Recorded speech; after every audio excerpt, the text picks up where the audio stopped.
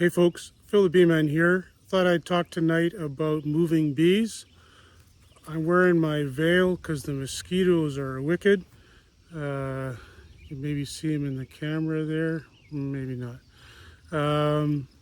But I often normally move hives in the same way I do most of my bee work with a bare face. A lot of folks think that the right time to move bees is after dark, and night is an important tool for a beekeeper, but after dark is, I think, a mistake. Bees get super crawly once it's dark. Twilight is your game here. I don't know if the camera is probably embellishing the color here, but we're about 30 minutes away from sun being completely over the horizon. We're a little bit shaded by the trees here. The wind is tailed right off, as you can see by my lazy smoker in the back. I've run through and have given these all just a little bit of smoke across the entrances, just to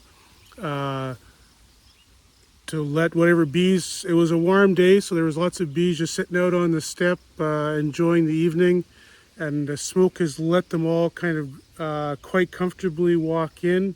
I will smoke them again as I grab them with the forklift, and I'll use the smoke whenever they look like they're coming out at me.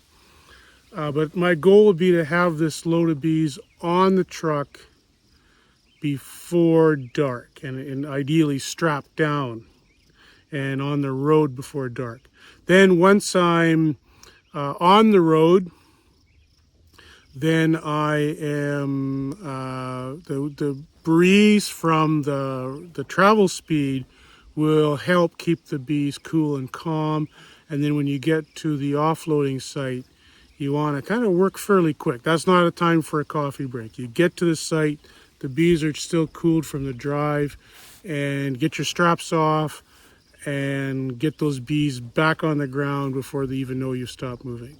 That's kind of the goal here. Now, for someone who has maybe just one or two hives that they're trying to move in the back of a pickup, I think the same principles would apply, where you would want to get, you kind of be in your bee yard, get some smoke going, and then watch to see when's the last time I saw a bee in the air.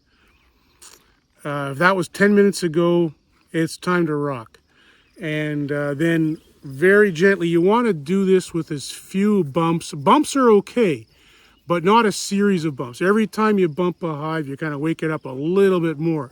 So, you know, that sort of loading a hive into the back of the pickup, where you carry it over and set it down, and then you hop up in your pickup, and then you move the hive again, and then you got to do that same sort of double stage transfer when you are unloading.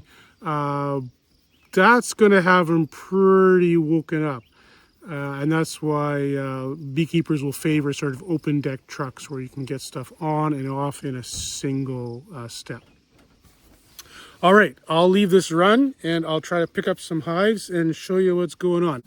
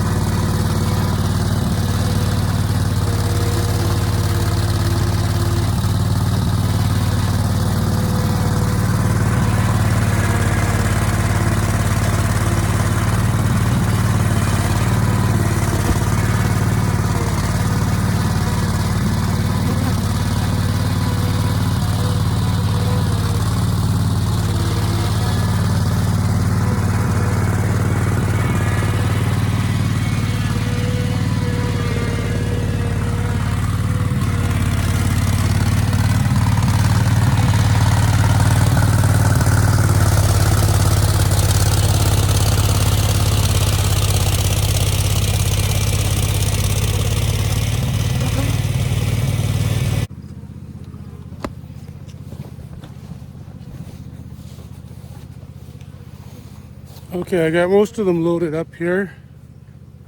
You can see that I'm in the habit of putting a spare pallet on the very front middle of the load.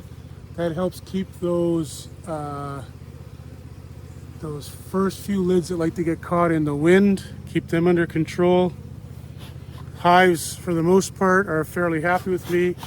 Just blow a little bit of smoke at them as I go. You can see that they go in quite happily with a little bit of smoke.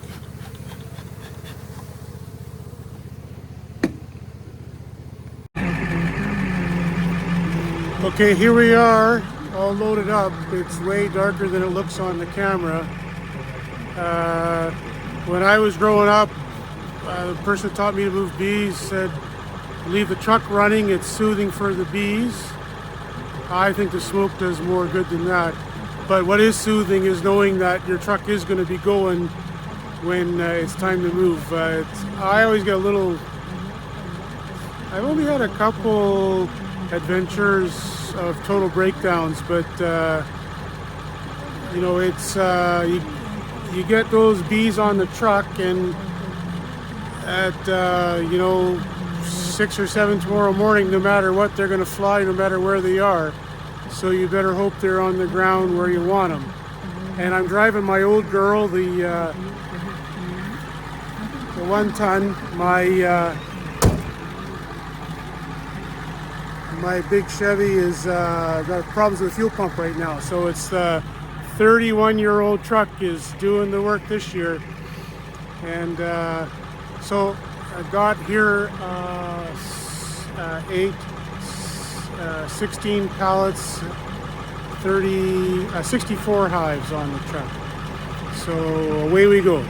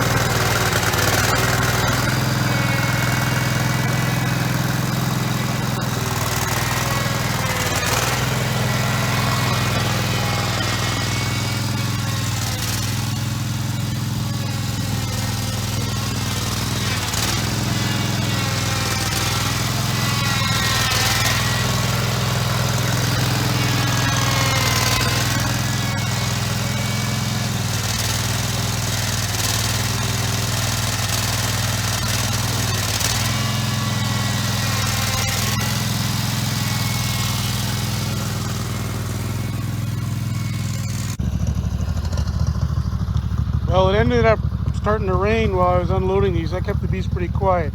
But here's a hive that's doing what bees do when it's dark and they're getting disturbed, is they crawl all over everywhere. And I mean, it's a nice strong hive, but you would not want to handle that by hand. One of the great things about a forklift is you're always about 4 or 5 feet away from those things. They'll crawl, and then as soon as they touch something warm, then they sting.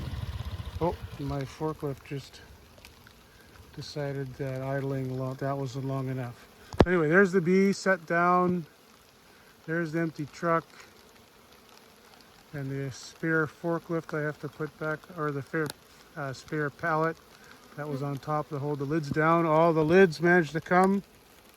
So that's how you move bees. You want to be ahead of the game. It's better to leave a couple bees behind than it is to lose that many bees because they stung you. So that's how I do things. And it's raining enough that I want to go home. Good night, everyone.